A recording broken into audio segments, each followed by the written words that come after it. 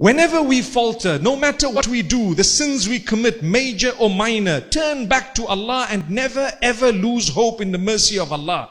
I spoke at a motivational evening yesterday, I think it was, and you know what? I promise you, my brothers, my sisters, one of the major points of trapping of the devil is that he makes us feel that we're not good enough to be forgiven. So after you seek the forgiveness of Allah, he makes you engage in a sin bigger than that major sin that you had engaged in a way that you tend to distance yourself from Allah. You tend to insult Allah. He says, I am the most forgiving, most merciful, most compassionate, most kind. And we say, no, you're not going to forgive me. What did you do?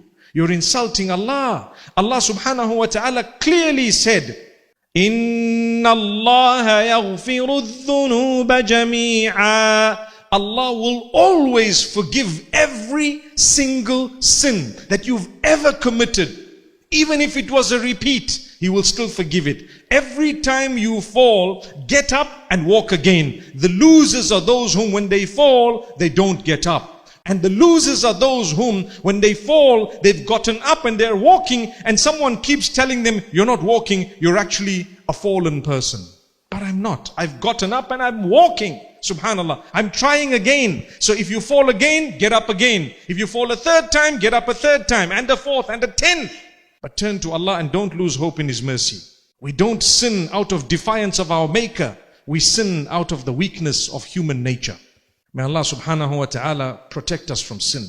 That having been said, we have to do something to protect ourselves. Because you know what? You pay a price sometimes for a sin you commit. I remember a brother telling me, you know what? I committed sin for so many years and Allah covered me. And I kept doing it and kept doing it until my wife found out. What happened? She's not as forgiving and as merciful as Allah.